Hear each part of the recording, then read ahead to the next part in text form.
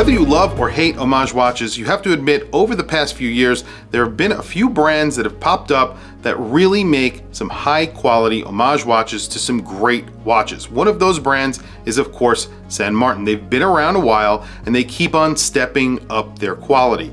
Today we're going to take a look at a GMT from the brand. It is an homage to the GMT Master 2. It's not the first time it's been done. It won't be the last. However, I have to say for the price, this is a very well-made watch and it definitely gives brands like Seiko a run for their money.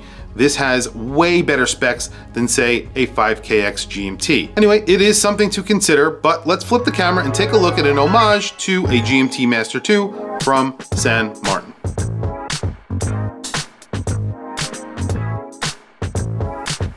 So here we are, another St. Martin GMT here on the channel. This is the SN0005-GMT-2. Now, there are a few different versions of this. This has silver indices and silver hands. So there is a gilt version as well. I think that's a little bit more expensive than this, or it might be around the same exact price. This gets a sapphire bezel and a sapphire crystal, and this one is powered by the Hangzhou 6460. We'll get back to that movement in just a few minutes. It comes in St. Martin packaging, and I believe they've recently changed their packaging for their watches, and I will be featuring that packaging hopefully pretty soon here on my channel. Now, this is a GMT, it's in stainless steel, and it obviously looks like a very popular GMT. It is an homage to the GMT Master 2. Of course, you have a Pepsi setup. So you have a black dial, applied indices with white lume. You have a Mercedes hand that has lume in it, and then a fence post hand for the minutes. And then you have a red GMT with an arrow that also gets lume. That sapphire crystal is boxed, by the way, and raised off of that bezel, which looks really good. While you have it turned over here, you see that you have sort of a slab side to this watch. It sort of looks like a Rolex. It sort of looks like a Tudor. It's kind of what they were going for here, obviously. You have a big signed crown. Really beautiful bracelet on here. All the links are solid and you have polished links down the middle. You have a St. Martin buckle. The St. Martin buckle, actually pretty nice. It is a typical micro brand buckle is what I would call it. However, you have a very big plaque right here with their logo. Turning it on the side, you have 4 positions of micro adjust. You have oval buttons, which are sort of reminiscent of what you get from Omega. The case back is a screwed-in case back. You do have a screwed-in crown and 200 meters of water resistance. The case back unadorned, very similar to what you get from a Rolex again, and I guess that's what they were kind of going for. You have solid end links as well, and a very solid, overall, a very solid bracelet on here.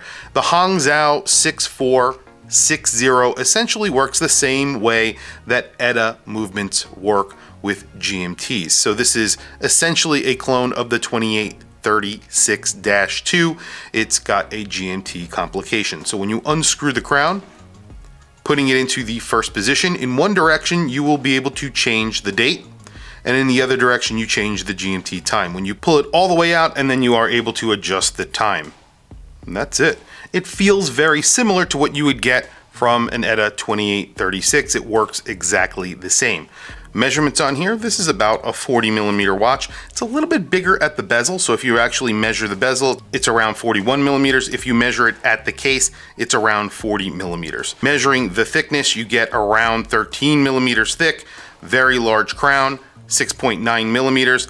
Lug to lug on here is just about 48.7mm.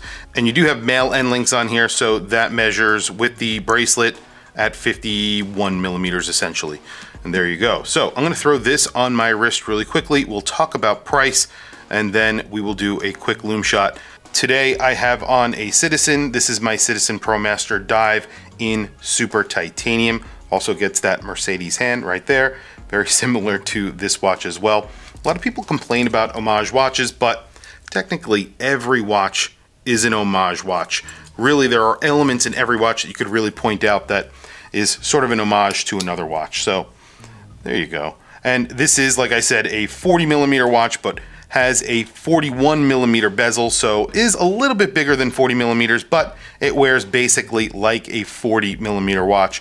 The bracelet is beautiful, very comfortable, and very flowing. It really does just drape on the wrist really nicely. It's not loose, but it is really, really nice. Now this watch costs $347.16, something like that. I think that is for the gilt version or this silver version. The silver version obviously looks a little bit more modern, but this is definitely an homage to the vintage GMT Master 2. That sapphire bezel acting like a Bakelite bezel looks a little bit familiar. Anyway, really good looking watch, very well executed, and the overall quality of the case and the bracelet really high actually. Case is really nicely finished, by the way. You do have brushing, polishing. Most of the polishing is in the form of a chamfered edge that comes along the lip of the case. The sides are brushed and the top of the case is brushed. The bezel is polished. Looks really good and feels really nice. Very quickly, a lume shot. Well, there you go. Large amounts of lume applied to that bezel. The entire top half is lumed. The bottom half, obviously, the indices are lumed. You have applied indices on this dial. Those are very liberally applied with lume, and the hands also very liberally applied with lume. The second hand has lume, and that GMT hand as well. So lots of lume, no real expense spared here. I would love to compare this watch directly to a Seiko GMT, the new affordable Seiko GMTs that came out last year.